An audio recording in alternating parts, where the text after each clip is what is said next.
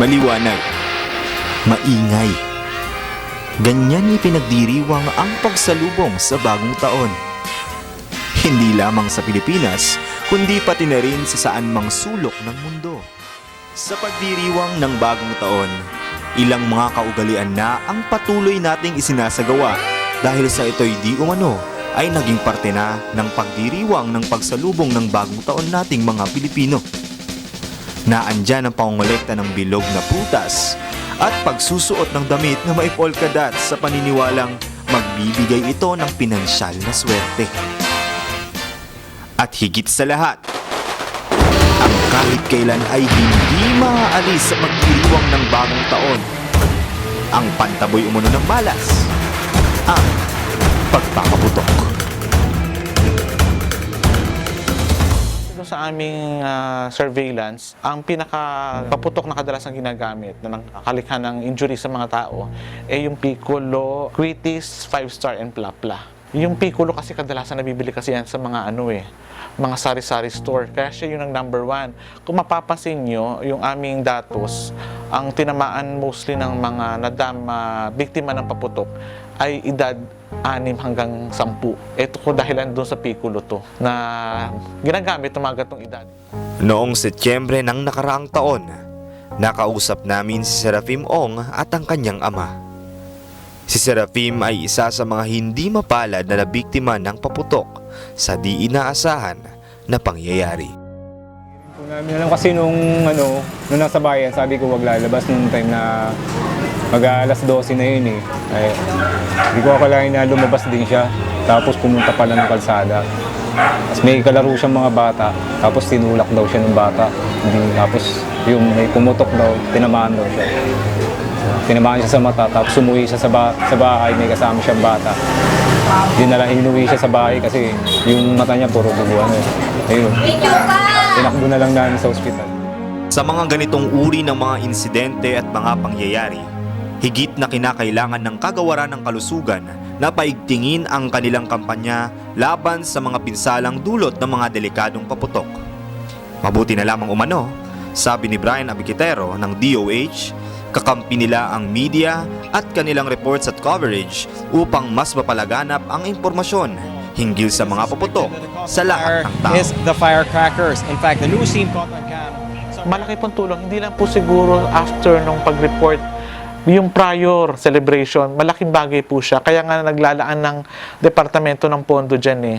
Approaching ng New Year, usually sa mga malalaking hospitals around Metro Manila, may naka-assign na reporter dyan for live report na para ipakita yung actual na nangyayari. For example, habang naka-air ka ng live report, biglang may darating na firecracker-related injuries na ng mga victims na makita nyo.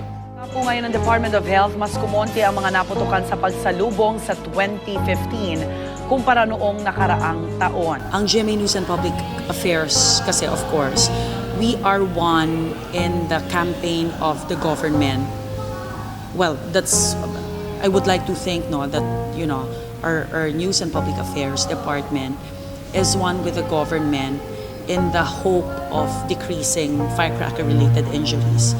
So kung ano man yung strategy na nakikita nyo na actually galing yung kampanya kasi sa gobyerno, sa mga DOH, of course sometimes GMA would come up with mga information dissemination na mga announcements or ginagamit natin yung mga video clips, pinapakita natin kung gaano kalakas yung mga paputok. Tapos, ngayon kasi medyo conservative na ang news eh. Kadalasan, blurry na yung mga pictures, yung videos. Nung araw, hindi ganun. Talagang pag may dugo. Pero ngayon, medyo conservative na kasi tayo. So, gumagawa tayo, gusto pa rin natin maipakita kung ano yung totoong picture. Pero at the same time, nagiging sensitive tayo sa viewers. Oo naman, napaka-importante no? Kasi isipin mo sa bawat bagay bawat report na mapapakita mo tungkol sa information na kung ano yung mga consequences kapag nagpaputok ka, pwedeng mangyari sa kamay mo, sa paa mo. Siguro yung by showing that on TV, nakukuha yung goal mo na as a news person, as a news organization na mabawasan, maging partner ka ng mga government agencies na mabawasan yung mga masasaktan. Naman namin noon is scare tactics kasi para mas grave yung pananakot na gagawin.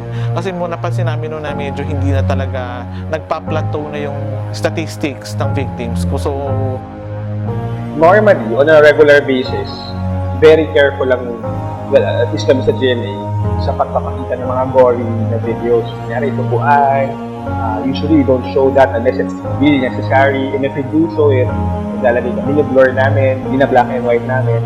Pero, ang rule kasi pag bagong taon, medyo maluwag, medyo may liberty kami to show that.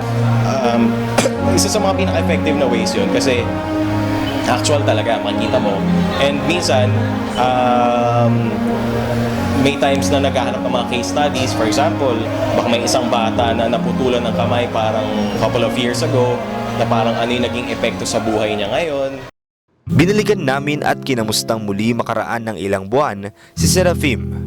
Sa pagkakataong ito, siya at ang kanyang tito naman ang aming naabutan.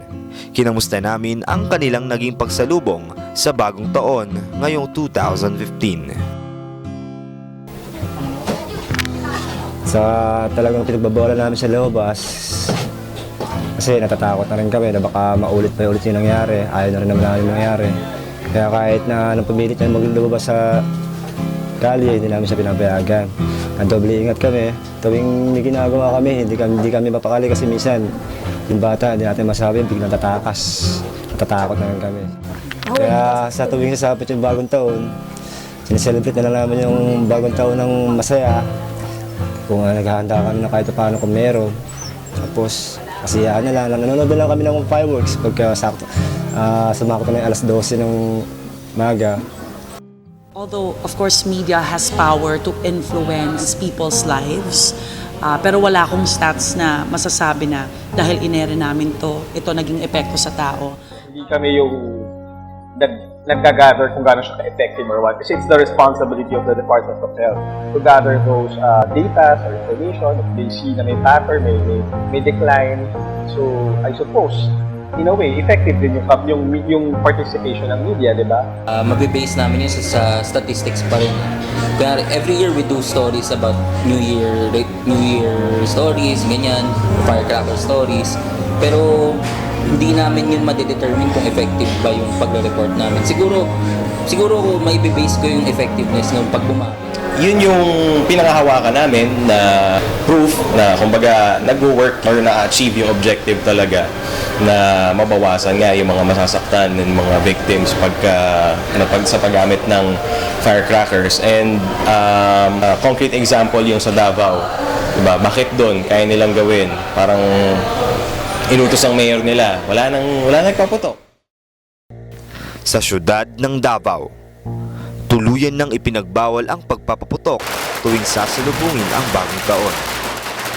Nakasaad sa City Ordinance No. 060-02, ipinagbabawal sa syudad ang paggawa, pagbebenta, pagmamayari, at paggamit ng anumang paputok o firecrackers o pyrotechnic devices sa loob ng syudad ng Davao para sa kaligtasan ng bawat isa. Ang paglabag sa batas ay maaaring magresulta sa pagbabayad ng multa at pagkakakulong ng ilang buwan. Marahil ito ang isa sa mga tinitignan na anggulo ng karamihan.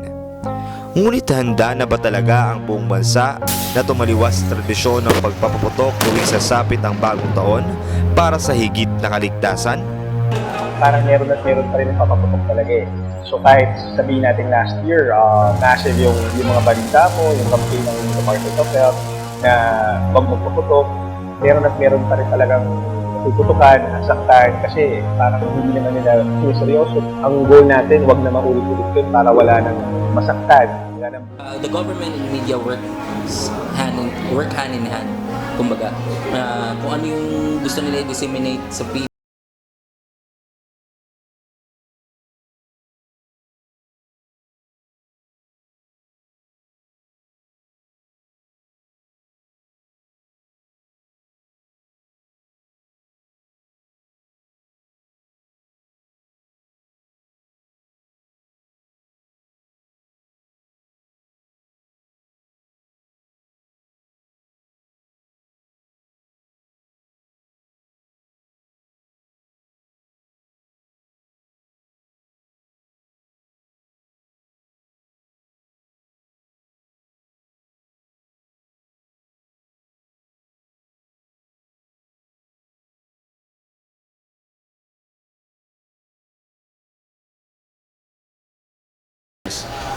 We back it up with statistics, yung mga firecracker-related injuries and sometimes yung casualties na kinukos nga nito. Even though sabihin na natin parang bugbog yung airtime, talagang hindi yearly yan, hindi mawawala yan hanggat malesen talaga and eventually sana mawala yung mga firecracker-related injuries.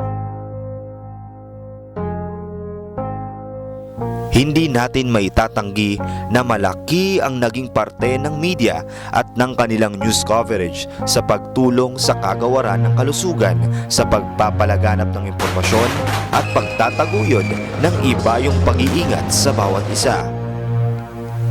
Ngunit sinabi na mismo ng mga tao sa media, hindi nila kontrolado ang buong desisyon ng mga manunood.